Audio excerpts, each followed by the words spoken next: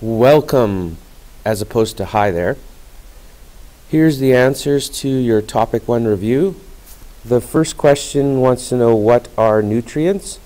So nutrients are soluble, that means they dissolve in their molecules and they're used for energy, growth, repair, etc. Number 2, how do we classify organic nutrients? I call them often the big 3.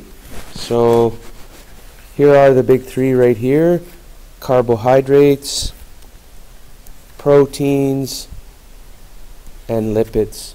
You should know where we get these, so you should be able to give some examples of food substances and also what they do. So carbohydrates give us energy. There are short chain carbohydrates, so simple sugars, and long chain like starches. Okay, glucose. Proteins, they help build the body, and then lipids are used for storage, and then maybe energy after. Next, where do most of our organic nutrients come from? Of course, green plants, because they make them. Okay, they manufacture. What are the dietary sources for carbohydrates? Rice is a big one, grains, potatoes, and then fruits. Proteins, we get meat, eggs, and dairy products from, and then fats, we get vegetable oils, and so on. Next question. So what are minerals? They are inorganic substances. What's the difference between a macro mineral and a trace element?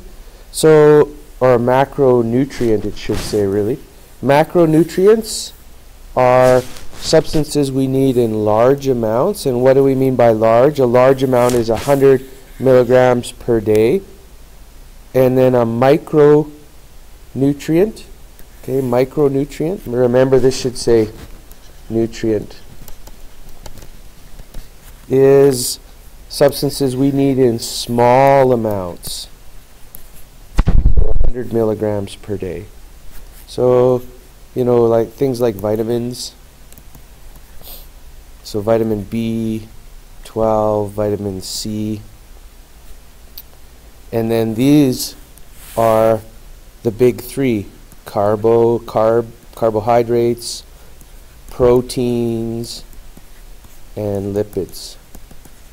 Remember, we have the food, well, it used to be the food pyramid, and now it's the food rainbow. And so you should remember how the rainbow works. Okay, grains, fruits, vegetables, and then I think lipids, proteins. Next. Let's see if we can figure out some of these minerals that we need in smaller amounts and why they're important. So calcium is good for nerve conduction. If you look at page 180, they list a number of these. Magnesium for our bones and teeth. Zinc is good for protein formation. Cobalt is a component of B12. And how do you get the minerals we need from the soil? Remember, it's not good to eat soil. So how do we get them? Well, plants live in the soil. And so by us eating plants, we get these minerals. Let's talk about a bag of fertilizer. What are the numbers on a bag of fertilizer? If you can see that, nitrogen is the first, phosphorus is the second, and potassium is the third number. Second and first. You should know what nitrogen does. It helps in photosynthesis and it makes the plants green. Phosphorus gets the tiny seedlings going, and potassium helps in reproduction of plants. So in the case of flowering plants, which are angiosperms, okay, it helps develop lots of flowers to promote reproduction. I'm going to end this. Part 2 coming up in a minute. Part 2 coming up.